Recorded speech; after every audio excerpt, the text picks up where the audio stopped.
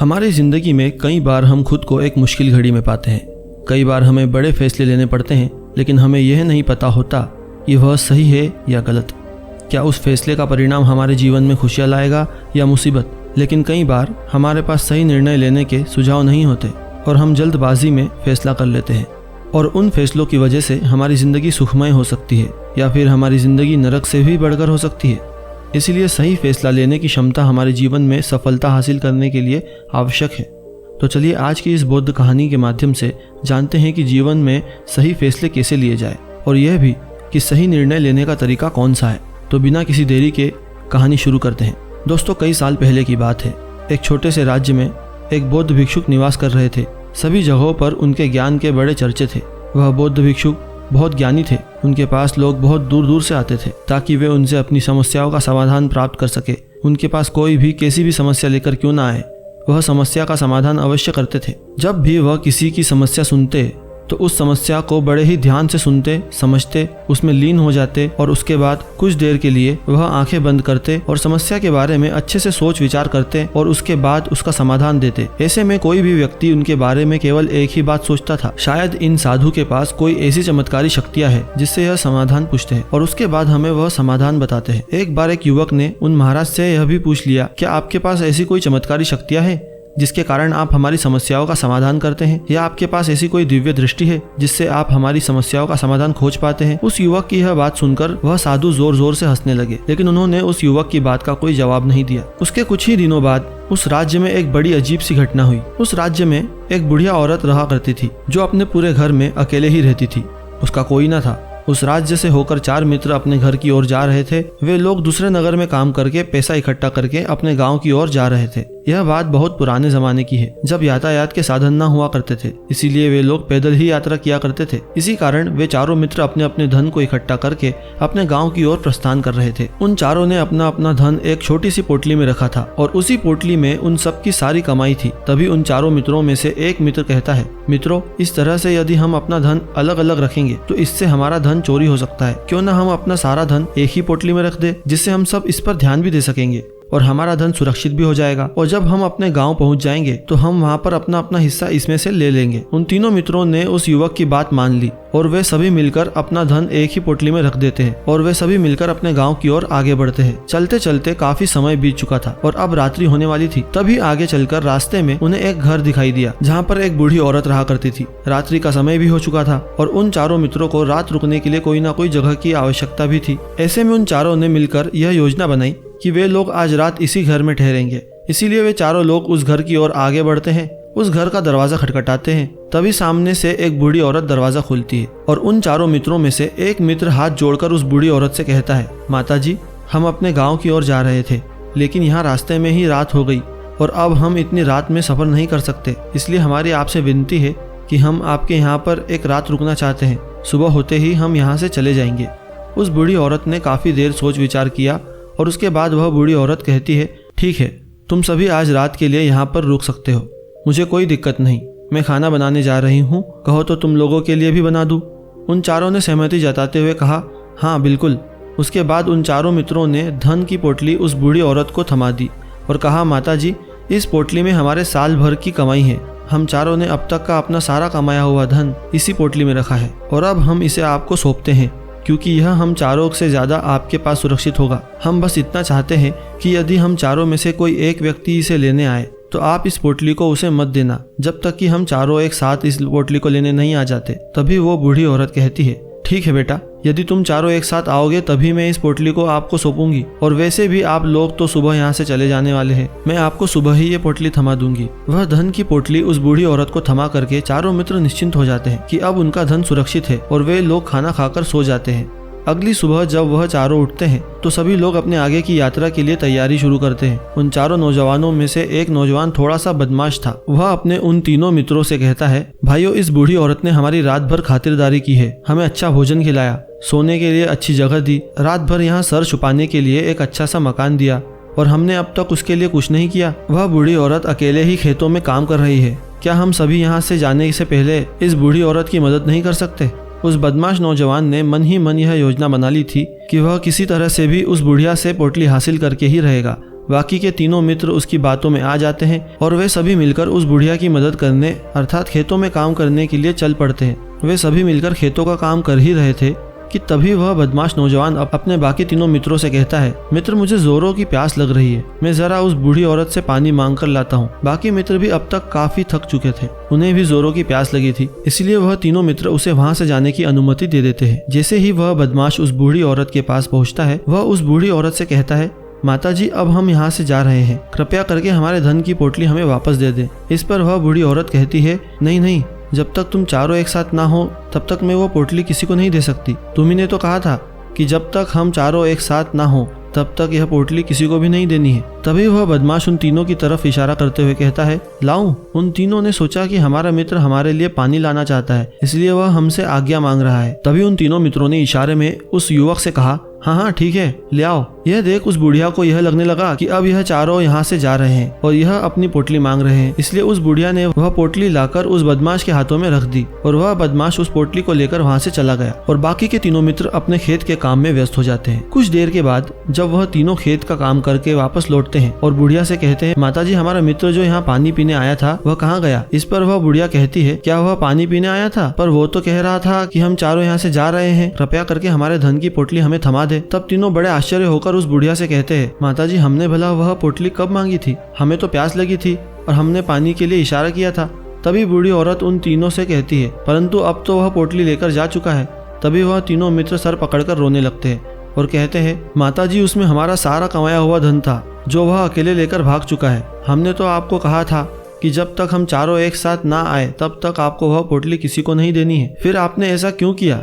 इसमें आप ही की गलती है। हमने आपको उस पोटली की हिफाजत के लिए रखा था और आपने उसे एक ऐसे आदमी के हाथों में दे दिया जिसने हमारा सारा धन हमसे लूट लिया। हम बर्दाश्त नहीं करेंगे, हम राजा के पास जाएंगे और राजा से आपकी शिकायत करेंगे, न्याय की मांग करेंगे। अब तो इस बात का राजा ही फैसला करेंगे। तीनों नौजवान क्रोधित होकर राज दरबार में पहुंच जाते हैं और अपनी सारी समस्या उस राजा को बता देते हैं। जब वह राजा उन तीनों नौजवानों की बात ध्यानपूर्वक सुनता है तो वह तुरंत ही उस बुढ़िया को राज दरबार में पेश होने का आदेश देता है। राजा के आदेश पर राजा के सैनिक तुरंत ही उस बूढ़ी औरत को राज दरबार में पेश करते हैं और राजा भरे दरबार में उस बूढ़ी औरत को दोषी करार कर देता है और कहता है, तुम्हें वह पोटली उस अकेले व्यक्ति को नहीं देनी चाहिए थी। जब उन्होंने तुमसे कहा था कि जब तक वह चारों एक साथ उस पोटली को लेने न आए तब तक तुम्हें वह धन किसी को नहीं देना चाहिए था। इसमें तुम्हारी गलती है और अब तुम्हें इसका हर्जाना भरना होगा, तुम्हें इनका धन लौटाना होगा। राजा का यह आदेश सुनकर बूढ़ी औरत फुट फुट कर रोने लगी और राजा से मदद की गुहार लगाती है और कहती है, हे राजन, मैं तो एक बूढ़ी औरत हूँ और मेरे पास इतना धन भी नहीं है और ना ही मेरे घर में कोई ऐसा है जो धन कमाता हो। मेरे पास इतना धन नहीं है कि मैं इनका धन लौटा सकूं। मैं तो अकेली हूँ, बेसहारा हूँ, कृपा करके मुझ पर रहम करे। लेकिन राजा उस बूढ़ी औरत की एक नहीं सुनता। वह बूढ़ी औरत रोते हुए अपने घर की ओर जा रही थी। यह सोच रही थी कि आखिर मैं इतना धन कहाँ से लाऊं, कि कैसे मैं उन लोगों का यह धन उन्हें लौटाऊं। मेरे पास इतना धन नहीं है, मैं क्या करूँ, कैसे करूँ, कहाँ से लाऊं इतना धन।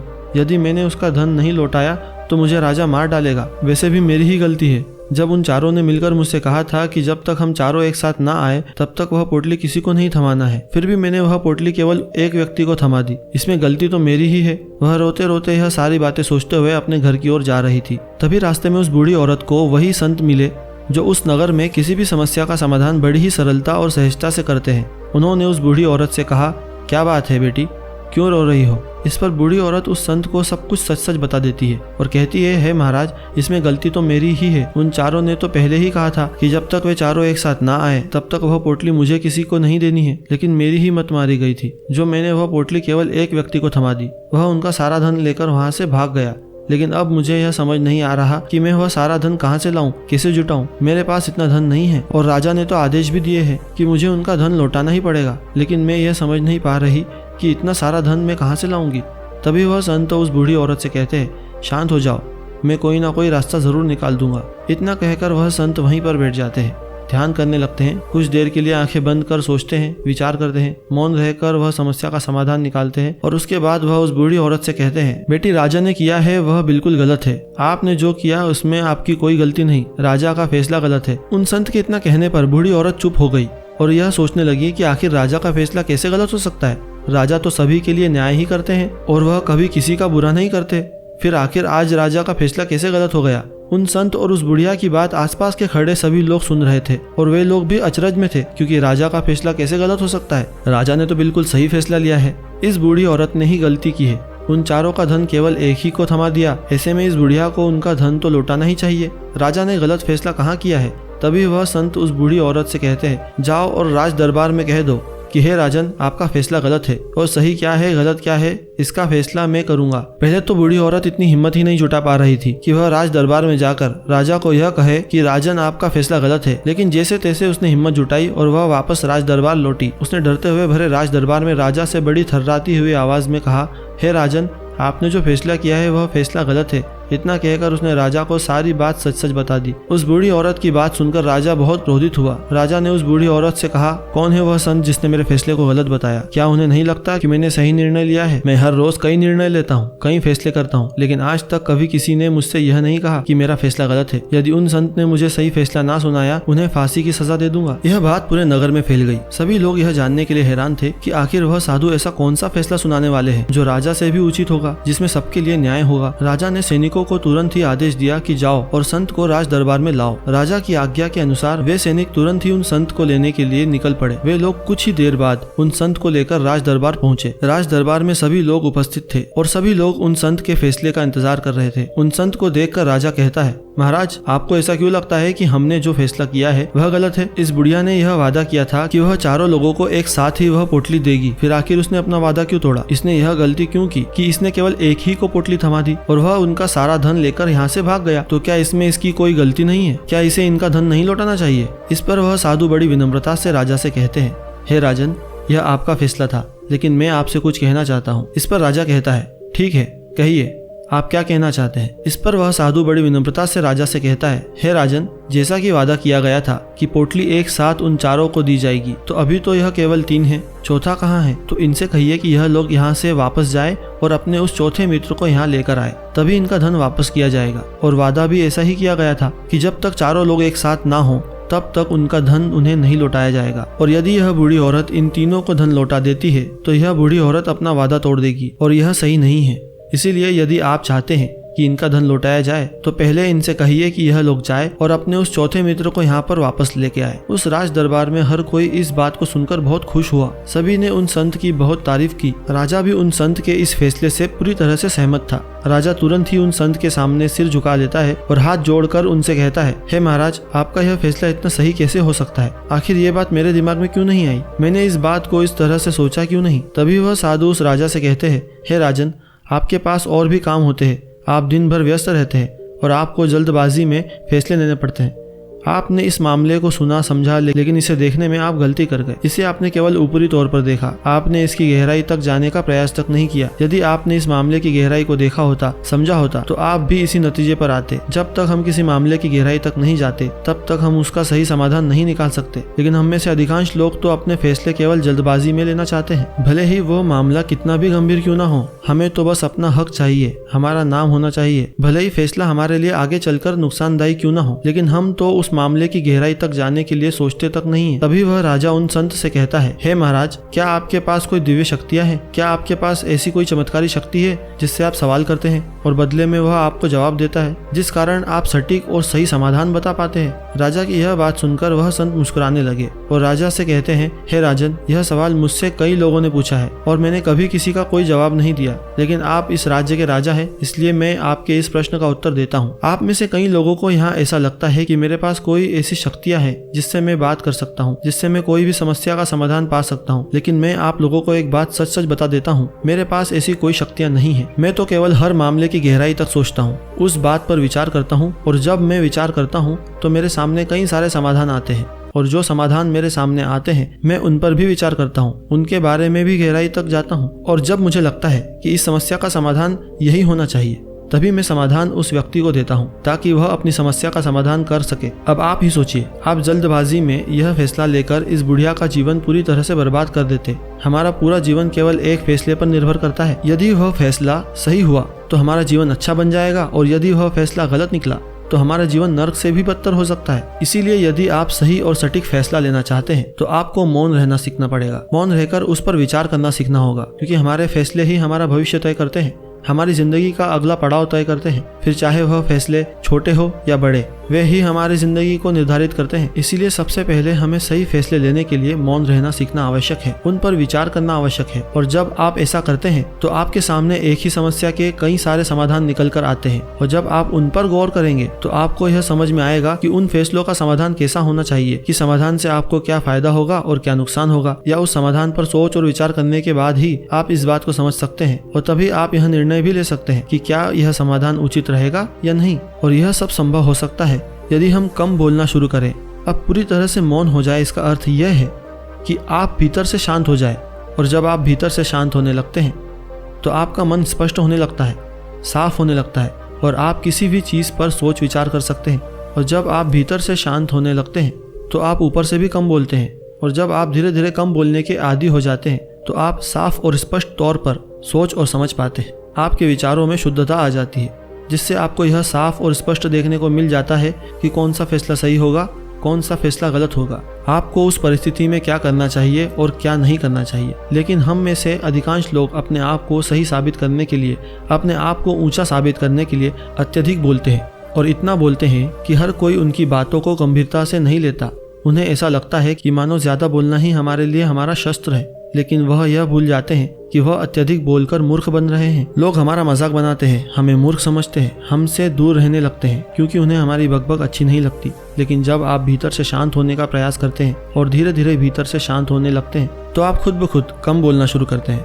तब आप अपने आप को बहुत अच्छी तरह से समझना शुरू कर देते हैं, अपने आप पर अच्छी तरह से विचार करना शुरू कर देते हैं। तब आपको यह बात भी बहुत अच्छे तरीके से समझ में आने लगती है कि जो हम बेकार की बकबक करते हैं उस पर हमारे शरीर की बेवजह ही कितनी सारी ऊर्जा यूं ही व्यर्थ हो जाती है, नष्ट हो जाती है, जिसे हम चाहे तो किसी जरूरी काम में लगा सकते हैं, फैसले लेने में लगा सकते हैं, जिससे हम तनाव मुक्त रह सकते हैं और हमें अच्छी नींद भी आ सकती है। और यदि आप इसी प्रकार सोच विचार कर फैसले लेना शुरू करते हैं तो आपका मस्तिष्क भी अच्छी तरह से काम करने लगता है और आपका मस्तिष्क पहले से भी ज्यादा शक्तिशाली हो जाता है। और इसका एक बहुत अच्छा उदाहरण भी मैं आपको बताना चाहूंगा कि जब आप विद्यालय की शिक्षा ले रहे थे या फिर आज भी आप पढ़ रहे हो तो आपने देखा होगा कि जो बच्चे होनहार होते हैं, होशियार होते हैं, वे लोग बहुत कम बातें करते हैं और अपना समय सही चीजों में लगाते हैं। वह अधिकांशतः अपना समय मौन होकर ही बिताते हैं। इसी वजह से वह पढ़ाई करने में बहुत तेज होते हैं। वह जो कुछ भी पढ़ना चाहते हैं वह उसे याद कर पाते हैं। लेकिन वहीं पर दूसरी तरफ जो लोग बहुत अधिक बोलते हैं, यदि आप उन्हें पूरे 24 घंटे भी दे दें तो भी वह उस तरह से उन चीजों को याद नहीं कर सकते